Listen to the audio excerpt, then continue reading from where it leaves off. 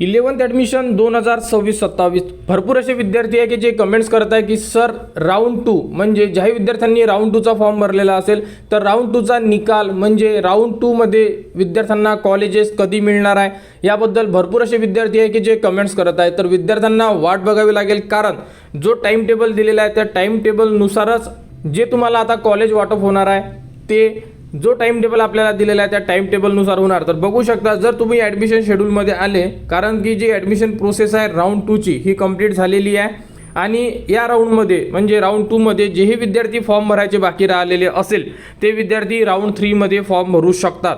त्यामुळे बघू शकता तर वाटप प्रक्रिया बघू शकता कधी आहे तर 13 जून 2026ला सकाळी 10 वाजता विद्यार्थ्यांना SMS सुद्धा येणार आहे की तुम्हाला कोणते कॉलेज मिळालेले आहे आणि विद्यार्थी स्वतः चेक करू शकतात की साईडवर जाऊन की आपल्याला कोणते कॉलेजेस मिळालेले आहे आणि तुम्हाला प्रवेश जर घ्यायचा असेल तर तुम्ही 13 तारखेपासूनच प्रवेश घेऊ शकता।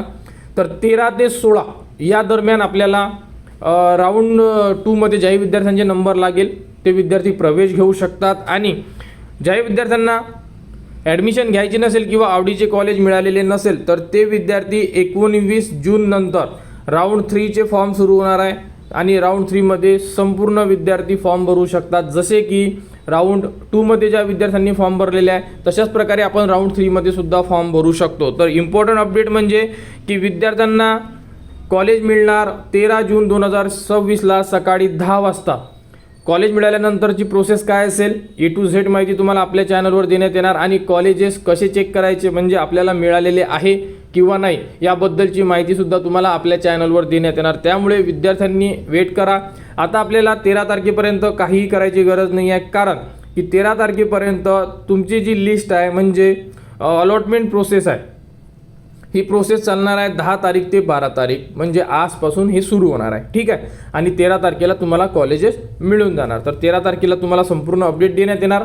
विद्यार्थ्यांनी जे आपले डॉक्युमेंट्स काढलेले असेल तर ते डॉक्युमेंट्स तुम्हाला आता परत जेही कॉलेज आहे तुम्हाला जे कॉलेज मिळेल तिथे तुम्हाला सबमिट करायचे आहे आणि संपूर्ण विद्यार्थ्यांना मार्कशीटसुद्धा मिळालेली आहे, TC सुद्धा मिळालेली आहे। तर लक्षात असू द्या TC तुमची एकदा दिली तर परत मिळणार नाही। त्यामुळे A to Z विद्यार्थ्यांनी TCची कलर कॉपी काढून ठेवा, स्कॅन कॉपी ठेवा, फोटो काढून ठेवा आणि झेरॉक्ससुद्धा काढून ठेवा, कारण की TC एकदा सबमिट केली तर तुम्हाला 10वीची TC परत मिळणार नाही। त्यामुळे ठीक आहे। या व्यतिरिक्त जर कोणाला काही अडचण असेल तुम्ही कमेंट्स करू शकता, कमेंट्सवर तुम्हाला संपूर्ण माहिती दिली जाणार आणि 11th ॲडमिशन 2026-27 बद्दल जीही पुढील अपडेट येईल ती तुम्हाला आपल्या चॅनलवर देण्यात येणार। त्यासाठी आपल्या चॅनलच्या कनेक्टमध्ये राहा, चॅनलला सबस्क्राईब करा व हा व्हिडिओ इतरांपर्यंत शेअर करा।